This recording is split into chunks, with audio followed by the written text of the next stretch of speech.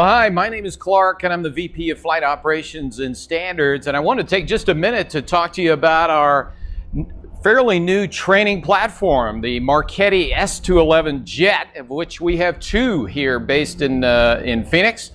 And it is an awesome enhancement to the upset training programs that we offer here. It is a great and very capable, highly reliable airplane. It's powered by the Pratt & Whitney JT15 engine. It was designed as a primary military jet trainer. So what that means is it's very capable in all attitude and all envelope. They're fully aerobatic capable. It's a +6, -3G airplane. It's even spinnable. So what that allows us to be able to do is very safely explore all parts of the flight envelope, all attitudes in our comprehensive upset training. You can see that it has a bubble canopy here, which allows for great visibility, which is important in the learning process in developing mental modeling as we explore all attitudes. The pilot in training now is going to sit in the aft cockpit, and that's actually very good in this particular platform because you can see he's actually sitting elevated. He's actually higher than the instructor pilot in front, and that allows for excellent visibility forward over the nose. There. We also have a video camera that's mounted right over your right shoulder that looks forward, can see instrumentation as well as full outside view for recording of the flight, not only in video but audio as well. It is a complex airplane. It's and again up to 400 knots, 0.8 Mach. Retractable gear flaps. We even have speed brake, which you can see underneath there, which will be incorporated especially for those of you flying larger, again, jet platforms that have spoilers or speed brake. It does have air conditioning, and that's a plus, most certainly. But what I'd like to do is show you here the inside of the cockpit because it's a very modern flight deck type design there.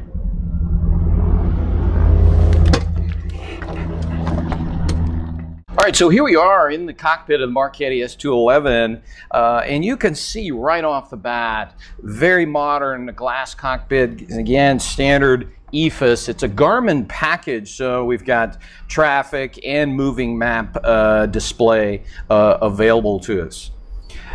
One of the excellent advantages of getting in the Marchetti jet is the transfer of skill, especially if you did any initial training in upsets in a prop airplane, like an aerobatic airplane. So this allows you now to get into a jet with jet performance, jet speeds, and all of that. I mentioned earlier that we actually have a video camera. It's mounted right over my right shoulder there that will capture the entire flight in video and audio. We also have back here a curtain that when the canopy is closed, there's a curtain that you actually pull over the top of you and will drape along the edges and completely enclose you in simulating IMC conditions. And we're able to do, again, many of the upset scenarios and allow you to practice, again, transfer of skill to the instruments. It does have boosted flight controls, and we can actually turn those on and off to give the control feel difference as well. So this is just one of our mini training platforms that could be integrated into a comprehensive program for you. We would just love to have you with us for a couple of days and take advantage of these life-saving programs. We look forward to seeing you.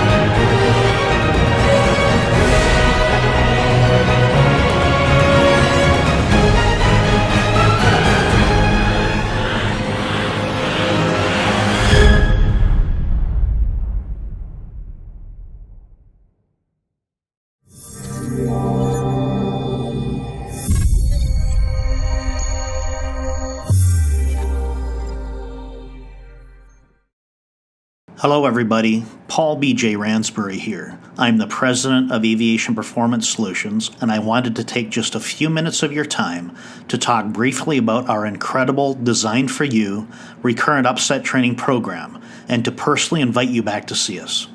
First and most importantly, thank you for having already trained with APS.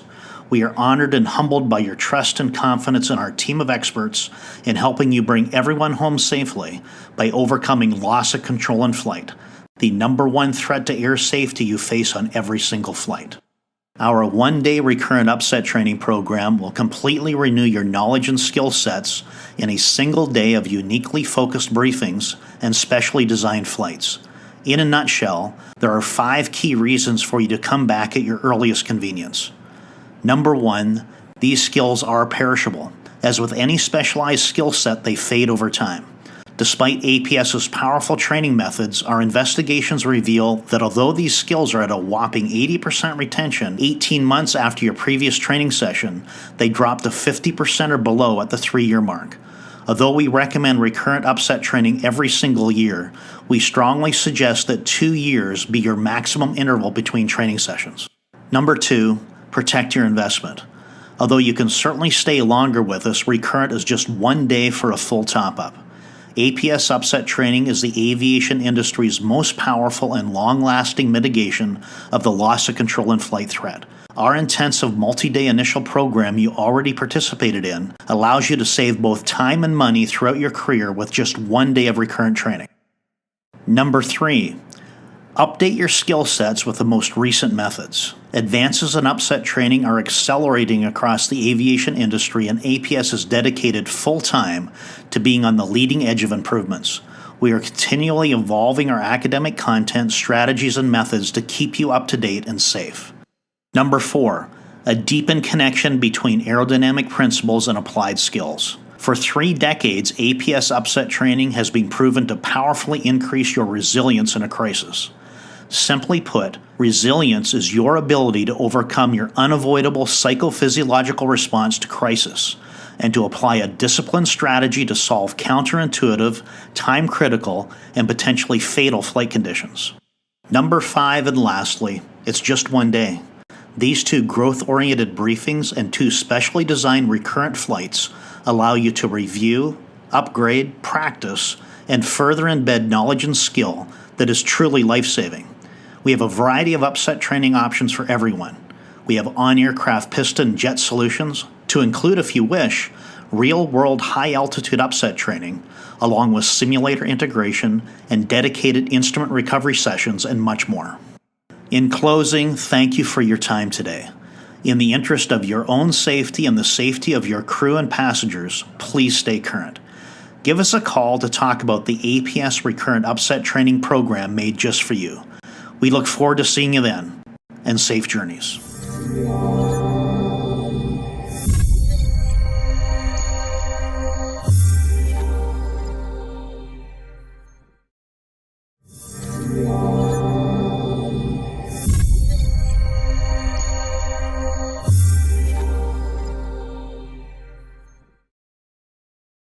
Hi, I'm Clark, VP of Flight Operations, and I wanted to talk with you just a second about our training platforms available in the APS programs. Behind me is the Marchetti S211, a great jet transfer of skill platform. You can hear about it in another video, but I'd like to focus now on our workhorse training platform, the Extra 300. Which is here. It is an outstanding platform to being able to develop the core, what we call the core skill sets needed for upset prevention and recovery. The industry has recognized that a piston aerobatic airplane is the best platform to allow pilots from a wide range of demographics, whether you are just learning to fly all the way to professional pilots to pilots flying at the legacy carriers, from military pilots and corporate, government and civilian pilots, can all benefit from a training platform like this high-performance aerobatic airplane. We use the Extra 300 here in two of our locations at APS, Phoenix and Dallas. It is a plus or minus 10G airplane. Now that is certainly way more safety that we actually need to be able to do the training. It is not our goal in any upset training program to teach you how to pull those G's. We're trying to teach pilots to how to survive in the design limitations of your platform that you're flying, whether it's transport category airplane like 2.5G airplane. So, but we do need to be able to get in an airplane that allows us to make mistakes. Again, the industry's recognized that in this skill development, pilots will make mistakes while they're airborne, and we need a safe platform to do that, and this allows us to be able to do that. 300 horses from a Lycoming allows us to climb up to altitude quickly in order to get to the training right off. 220 knots VNE. You can see bubble canopy. Now, one reason why we believe the bubble canopy is important is because as you're going through the training, you need to be able to look out. You need to be able to see the airplane in relationship to Mother Earth, shall we say, and that helps develop mental modeling in all latitudes, which allows you to transfer those skills to the instruments more easily and readily. So you're able to do that. In fact, the pilot in training will sit in the front cockpit in this airplane, again, for great visibility. It also allows for a little more stress as well, because you're kind of up there feeling alone and unafraid, shall we say, and it puts a little more pressure on you to perform, which is very beneficial, and again, in the building block approach for the skill sets. You can see it's a mono wing. Here it's a fixed gear. And I'm going to show you the front cockpit here in just a minute. Keep in mind that the Extra 300 is a stepping stone approach to our other training platforms like the jet or the simulator. One of the core fundamentals that we need to start off with pilots in training is that VFR environment.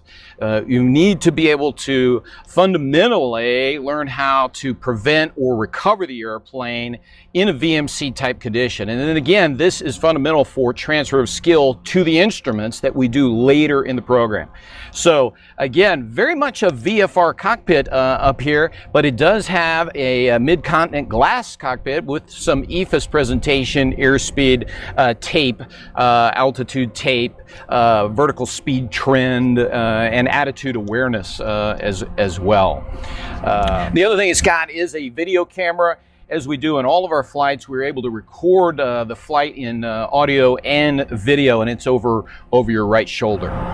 So that's just a quick overview of the Extra 300. We look forward to having you out here. Feel free to reach out to us anytime.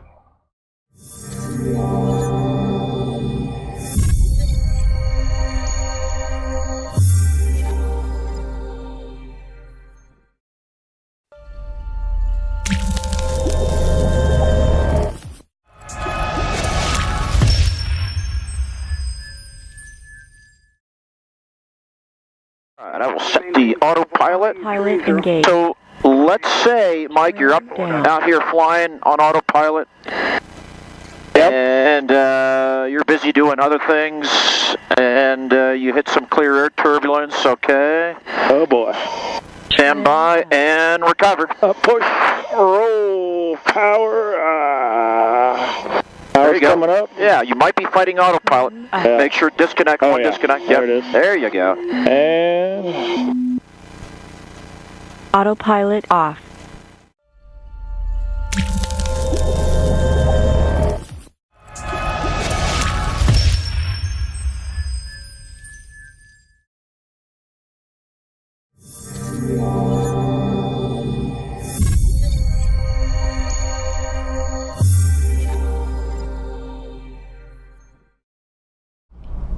right, I am here with Phil Oppenheimer, our Director of Arizona Flight Operations.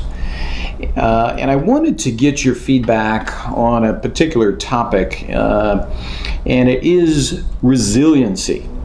Now, that is actually a term that's probably not used a lot in flight training, circles. However, it has become an important term and an important concept for the flight training industry to understand as it relates to loss of control in flight.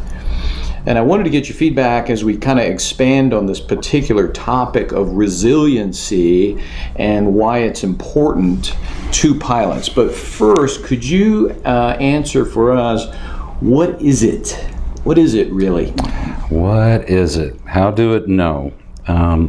Resilience, I mean, there are several definitions in the dictionary, but what we're dealing with is the pilot resilience to an upset or a loss of control situation. Now, what does that mean? It really is the ability of the pilot to effectively and efficiently overcome the debilitating or the incapacitating effects that human factors can have on with an upset or a loss of control in flight, and to effectively and efficiently address that in a timely manner to maintain control of the aircraft. How fast they can recognize and react, and how fast they can focus and disregard or overcome the incapacitating human factors that are involved with those types of events. Okay, so we're talking about an ability to effectively take action in an event, in a potentially incapacitating event. Mm-hmm. So it's a human factors issue then, right? That's really what we're addressing. Resiliency is a characteristic of a human factors problem. It is, and part of our training, a lot of our training addresses those types of things. If you go and look at studies, most folks, if they've never seen something before, you're talking, at least all the studies show, about an 8 to 10 second reaction time if they have nothing that they can relate it to that they've seen in the past, and it takes longer if it's a life-threatening situation. The human factors involved with this is that if you get an upset, you've never seen this before, you're going to get sensory overload, and this can lead to startle, surprise, fear, and such things as freezing on the controls, not knowing what to do. And there's a certain time frame that if you don't take a first action to arrest the escalating event, it may not be recoverable. And so that first response is very important. And part of what we do in initial training is we expose folks to that through a triad of training. We give them academics, we give them on aircraft to get that somatosensory feel, and we can also put them in the simulator to exercise crew resource management, CRM. All of those are baseline. However, those qualities, those skills, those practice to proficiency, all of that efficiency and effectiveness, it fades over time without being practiced on a regular basis. So this is where then the recurrent training becomes really important, right? Absolutely. And so, okay, so talk then about that. How is it the recurrent training addresses resiliency? Well, again, we're going to go back to what studies have shown is that over a period of time, you lose that proficiency, that effectiveness to respond to those incapacitating human factor events and overcome that. You may knowledge-wise know that, but to actually exercise the skills may be something totally different. They may come back very quickly. As a matter of fact, our recurrent program is usually a 1-day, 2-ride program, not like our 3-day, 4-ride program up front on the initial training. But we recommend that, and we find that those skills diminish down to the 80th percentile at about the 18-month to 2-year point, and then they start to drop off precipitously. So at the 3-year point, we may be looking at about 50% retention of that skill. So, okay, so let me understand. Literally after about 3 years, 50% of that pilot's in a sense, resiliency and ability to effectively take action is lost. That is exactly right. And I would say in a timely manner, or having that ability to not be incapacitated by an upset or a loss of control event. It can be pretty shocking, and it can be a sensory overload. We recommend coming back and getting exposure to those types of things at a periodic basis. We recommend 18 months to 2 years. Again, past 2 years, it drops off fairly quickly down to about the 50%. And we restore that resilience. As a matter of fact, what we've seen in the studies is the resilience and the ability to respond actually increases from the initial training once we do the recurrent. And every time they come back at that 1.5 to 2 year period, the more they do this, the higher the success rate in the responses go over time. Oh, wow. So they literally are getting better and better as a baseline. Their baseline is getting better and better over time. That is what our studies are showing in terms of the success in the responses over time. And again, that triad of training, the academics, and a review of the predictability of the aerodynamics and the behavioral characteristics, the on-aircraft exposure for the somatosensory, and then to work in a crewed environment if you're a multi-place airplane, to work as a crew and work the CRM, the call-outs, and how to do that, and also in a simulator where they have an aircraft that is more representative of the type of aircraft they're flying and not as responsive as, say, the Extra and the Marchetti, but still has the ability in the simulator to replicate the types of situation they would see as a crew. That's great. That's great. Well, that's good. That's really good information. I appreciate you giving us the feedback. My pleasure, sir.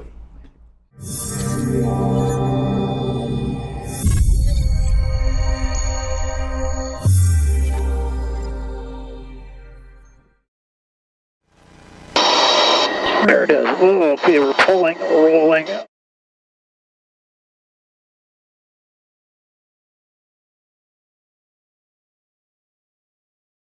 Trim up. 10,000 feet a minute.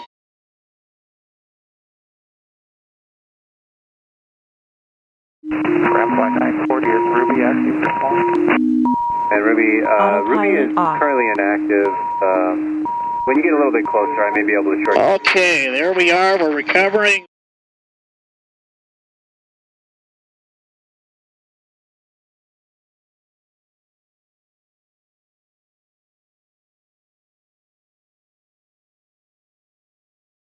Bush, 2460. Roll. 0.1, good day. 24.1, set the Stabilize.